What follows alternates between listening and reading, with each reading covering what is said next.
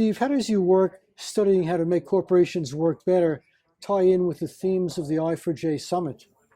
Well, my contribution has been to point out that if organizations are not honoring employees, not honoring jobs, then it's not going to be a very good outcome for jobs and for workers. And over the last 40 years, many organizations have adopted, particularly public corporations, they've adopted the goal of maximizing shareholder value as reflected in the current stock price.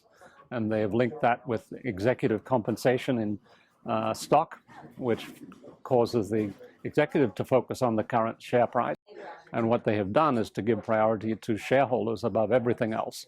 And that has caused this massive distortion in the economy. If you take one thing that's happened, they have spent $3.4 trillion in buying back their own shares in order to boost the stock price.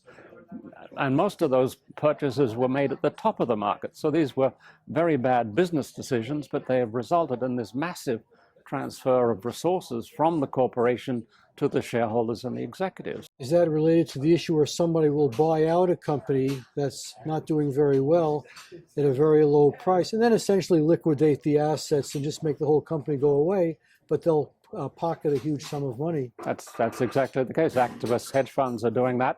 And even worse than that, they are developing alliances with things like pension funds and using the pension fund as a front, purporting to be helping the poor school teachers of California, when in fact they are the same activist hedge funds which are basically extracting value from valuable companies. So is this a case where sheer greed outweighs all other considerations, like what can I do to maximize my compensation regardless of the effect on anybody else?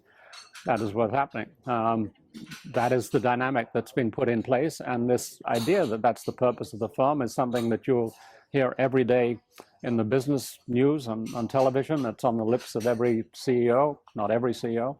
It's being taught in business schools. It's being supported by boards of directors. It's being tolerated by regulators.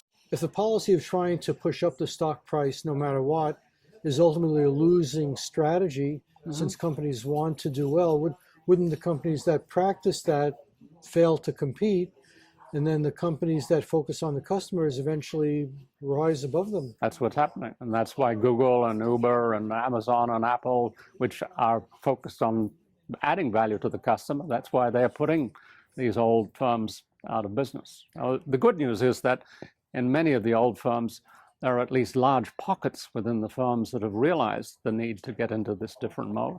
Now, do you feel you exercise a significant influence? You've written a lot of books and lots of articles. Do leaders of industry read your articles and say, hey, that's a great idea, I didn't think of that, I'm going to start doing it Steve Denning's way?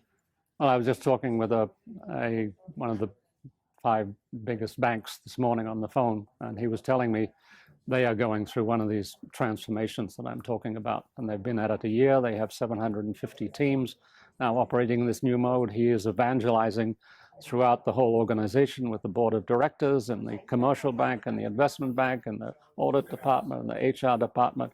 And he was telling me he is using my articles on a regular basis. I've been writing all these articles. I've been evangelizing. I come to conferences like this. I form this consortium of firms that are acting as a kind of a beacon, a sort of a lighthouse of what the future would look like. So you don't have to imagine it. It's already here.